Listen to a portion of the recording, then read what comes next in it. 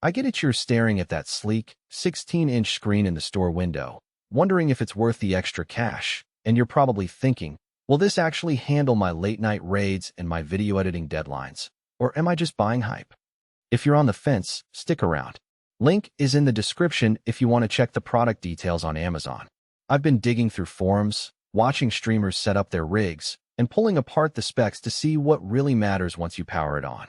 First off, the Predator Triton 500 SE is marketed as a gaming GAN creator machine, and that dual identity is where most buyers trip up. If you're the type who jumps from a fast-paced multiplayer session straight into rendering a 4K promo video, the hardware can actually keep up, but if you're only after one of those things, you might be paying for a feature you'll never use.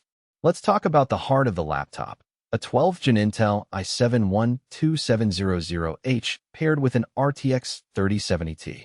In practical terms, that combo means you can crank up settings in titles like Cyberpunk 2077 or Elden Ring and still stay above 60 frames per second on the 240Hz WQXGA panel. I ran a few benchmarks on my own setup, and the frame rates held steady when I tossed in ray tracing with DLSS on. The same GPU also accelerates Adobe Premiere Pro's GPU boost effects, shaving minutes off a typical 1080p edit. So for people who need a laptop that can both dominate in esports and cut down render times, the performance envelope feels genuinely useful. But the power comes with a trade-off. The i7-12700H is a 14-core beast, and it draws a noticeable amount of heat. Acer's cooling perfected system uses a dual fan, vapor chamber design that does a decent job, but you'll still feel the laptop warm up after an hour of intense gaming. In a cramped dorm room or a coffee shop, the fan noise can creep up to a low hum that's audible through a headset. If you plan to use it in a quiet environment, say, a library for video work, the cooling noise might be a distraction you weren't expecting. The display is where the Triton really shines for me. A 16-inch WQXGA 256/01600 panel at 240Hz with G-Sync means buttery smooth motion and crisp details. The higher pixel density compared to a standard 1080p 15.6-inch screen makes text and UI elements feel sharper, which is a boon when you're scrolling through timelines in DaVinci Resolve. The high refresh rate is also a comfort boost for gamers who hate screen tearing. However, the panel's peak brightness caps around 350 nits, so in a sunlit room you'll notice a washout. If you often game or edit outdoors, you'll either need a shade or a separate external monitor. Storage and memory feel generous on paper. 1 TB of Gen 4 NVMe SSD and 16 GB of LPDDR5 RAM.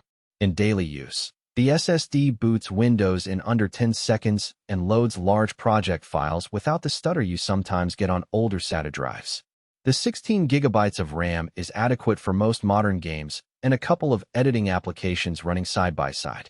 But if you're a heavy multitasker who likes to keep dozens of Chrome tabs open while rendering, you might bump into the 16 GB ceiling sooner than you'd like. Upgrading the RAM isn't as simple as swapping a DIMM because the sticks are soldered, so you're essentially locked into what you buy. Connectivity is solid. Killer Wi-Fi 6E gives low latency for online matches, and the Ethernet port ensures a stable wired link for large file transfers. I found the USB-C Thunderbolt 4 port particularly handy for hooking up an external 4K monitor or a fast external SSD when I'm on the road. The only downside here is the lack of an HDMI 2.1 port, which some competitors include for straightforward TV hookups. You'll need an adapter if you want to plug the laptop directly into a gaming TV. Battery life is a topic that always comes up in laptop conversations, and the Triton's 84Wh battery is respectable for a machine of this caliber. In a real-world test, I got about 4.5 hours of mixed usage, some gaming, some video editing, and some web browsing. That's enough to get you through a typical commute, but you shouldn't count on a full day of heavy gaming without a charger.